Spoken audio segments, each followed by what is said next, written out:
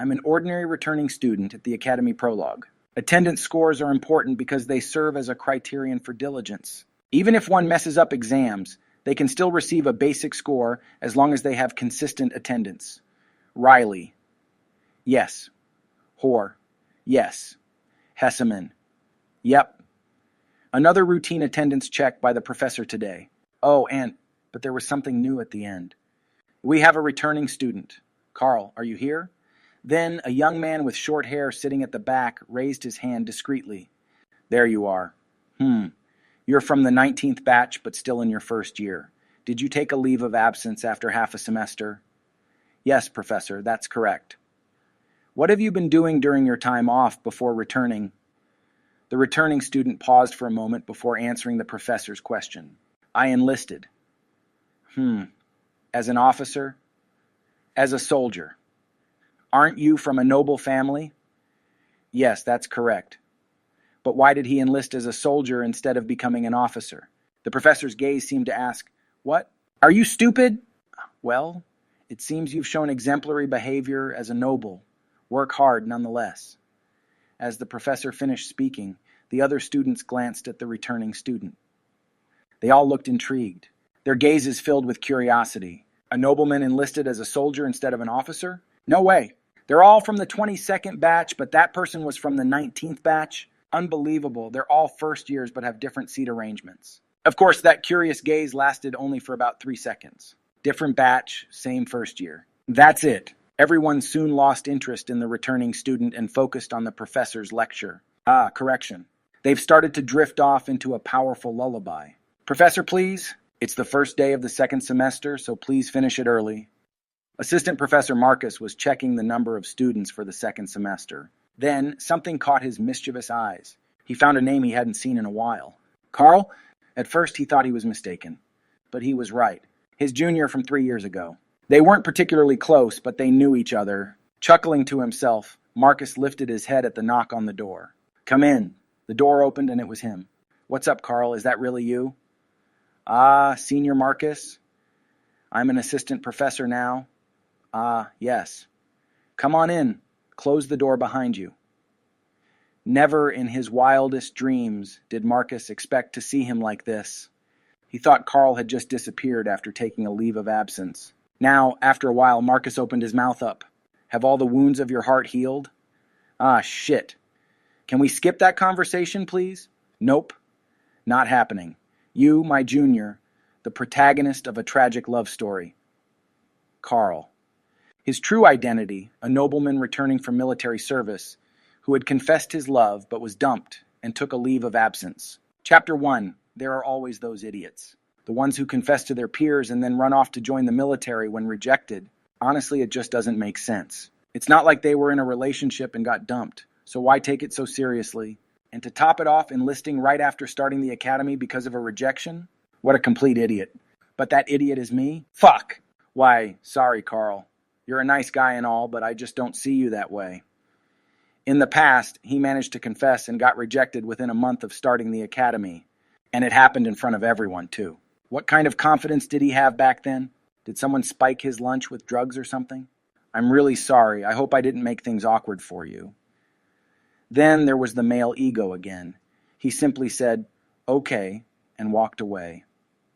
And then he immediately applied for a leave of absence, just a month after starting the academy. Crazy bastard. But the next part is even more legendary. He suddenly applied for military service without telling his family. It's funny enough when a noble voluntarily enlists, not even as an officer, but as a regular soldier. Even up to this point, it was already a ridiculous mess. But what happened next was truly incredible. His enlistment into the military was accepted with a, oh, look at that, at the Empire's Ministry of Council. A noble who volunteered as a private, this has to have some juicy story behind it, right? A noble scion setting an example by enlisting as a soldier. This is the class of the Empire. Huh? Do you see it, you bunch of maggots? Admittedly, it was a topic that could turn heads in the news department. Anyway, that's how I went from being a high-ranking noble to a lowly soldier. Naturally, from the first day I moved into the unit, I was met with glares and suspicion. Fuck. We were happy when we heard a new recruit was coming, but they sent a noble? Hey, is this possibly an officer transferred in disguise? Seriously, A shitty recruit had to join us at the end of our military service. And before even getting to know the names of my seniors, war broke out, and I was immediately deployed to the battlefield. And there I was, rolling in the mud like a dog, enduring 3 years of hell. I really wanted to strangle that past me if I could. Why do I keep using the term past me? After getting hit by a magical bombardment and flying away, I hit my head on a rock, and that's when memories of my past life came flooding back. The me from my past life was just a guy living on Earth, and this world is the setting of the books I used to read back then. But of all things, it just had to be a shitty web novel, not even a classic or sci-fi. Crazy bastard. If I had to really read something, how great would it have been if it were about hypnotizing girls and seducing them? If not that, then I wouldn't mind reading about some distant chicken shooting beams while flying through the air. But of all things, it had to be a romance fantasy. And of all things, I had to be neither the protagonist nor a supporting character, just a total loser among losers. And undoubtedly, of all things, I had to be assigned the role of confessing to the female lead and getting rejected right at the beginning. Clearly, whether viewed from afar or up close, my life was a tragedy. Hey! Oh yes, senior. Are you just sitting there dozing off while drinking coffee? What did you do in the military? What coffee in the military? I was not even an officer, just a lowly soldier. If I dared to say I wanted some coffee, I'd probably get a swift kick to the back of my head. At that point, I was no longer a noble scion, just a fledgling chick. And being a private first-class brat was a bonus. But still, you managed to come back in one piece. As Senior Marcus put it, I did come back relatively unscathed. Not like some others who might have come back missing limbs or worse. Was military life bearable? What are you saying? It was fucking awful. Ah, I see. You sound like you've been through some real military stuff. Do you like being an officer? Damn it. Do I have to explain this from the beginning again? I didn't enlist as an officer, Senior. Huh? I enlisted as a soldier. An awkward silence fell between me and Senior Marcus at that moment. Now let me predict the next words as someone who remembers my past life. It'll probably be something like, what the hell is wrong with this idiot? Oh, what the hell is wrong with this idiot? Are you kidding me right now? Yep, got it right. Unfortunately, I'm not kidding. If that's the truth, then either you're crazy or really crazy. There's no other way to see it. What's the point of calling me crazy twice and then asking me to pick one? It'd be better to say they're either crazy or less crazy, or something like that. Did you really enlist as a soldier? Yes. A noble's descendant? Yes. And you went to the battlefield too? That's right. As I nodded while sipping my coffee, Senior sighed. The expression on his face was like, there are all kinds of lunatics out there, huh? Well, it reminded me of the professor earlier. Did you hit your head or something? I actually did, from magical bombardment on the battlefield. This brat, is he crazy? It was almost an outright insult, and I couldn't argue back. It was just too sad. Past me. What on earth were you thinking when you applied to enlist as a soldier? You moron. So what did you do as a soldier? What do you think? Just the usual soldier stuff. You said you went to the battlefield. Did you at least give those elves, the lichens, some trouble? Give them trouble? Our unit was thoroughly defeated, including even our spirits. Yes. Well, maybe we did give them some trouble. What? You said you were a soldier, but you didn't even fight properly? I just rescued a few comrades and that's it. Forget about the battles. Okay? Or, at that, Senior Marcus muttered, disappointing. Thought you were a hero in the making, under his breath. This guy. What a shitty place the battlefield was. Those who brag about being heroes end up dead in an instant.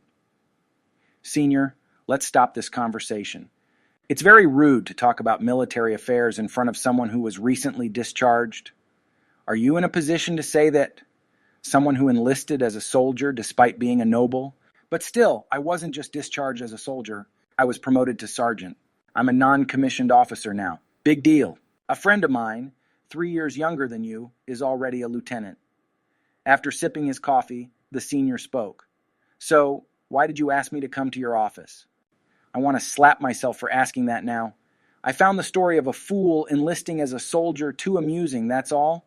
Stop. Enough, please. Well, actually, I was planning on returning to the academy next year, but my schedule got messed up, so I'll be returning in the second semester.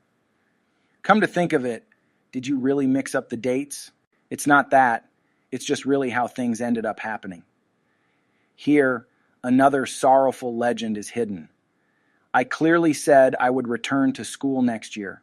I said it like that. Whatever miscommunication happened, the academy immediately approved it. Yeah, so it's not next year, but I'm returning this semester. What a mess.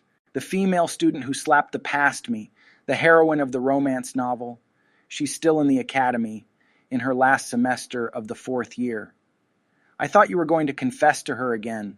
Senior, do you know why the saying, "the pen is mightier than the sword" exists? I say, grabbing the pen on the desk, and the senior immediately surrenders. Be careful. If you dig up someone's dark past, what happens? They become an unstoppable gangster with no end. Anyway, my fellow classmate, I'm curious about what classes you're taking. Hey, even if you're an assistant professor, you can't just ask anyone what classes the said students are taking. It might get awkward if we run into each other, especially with Selena.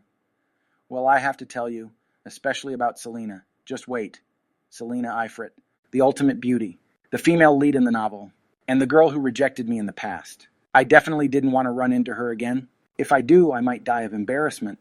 Oh, but just in case you won't confess to her again, right? Ha ha ha. I grabbed the pen from the desk and pointed it at the senior. Luckily, the pen was capped. If it hadn't been, it would have been attempted murder. More. Sir, here's the list of recipients for this year's Medals of Honor. The Medal of Honor. A badge only awarded to the heroes of the Imperial Army. From commanders to frontline soldiers, once you receive tremendous honors. Invitations to royal events are sent out, and everyone except the Emperor himself salutes you. Not only you, but your family also receives the utmost hospitality, but in return it's equally challenging. Crossing the threshold of the afterlife is practically a given. You might even have to chit-chat with the Grim Reaper for a while to receive it. We plan to select one of these 4. The defense minister, taking the report, looked at it for a moment before nodding. No. Give all 4 the Medal of Honor and redo the ceremony. What? Why is that? They all have proven expertise in their field and unwavering loyalty to the Empire. I know. But we need something else. The war is over now. At the minister's words, the adjutant who brought the report sighed. How many did they kill? Of course, that's important too. But the criteria for the Medal of Honor are how many of the Empire's soldiers they saved. That's what matters. That's the order that came from above. When the defense minister referred to from above, there was only one place he could have meant. The adjutant simply sighed and nodded in agreement. But sir, the criteria for saving our allies are too ambiguous. Most of it was done as part of operations under the commander's orders. But still, isn't there something else? There was a rumor going around last time. Heard that a soldier saved an entire platoon. To be honest, it doesn't make sense. How can one person save over 100? Well, it's true. The defense minister lit a cigar,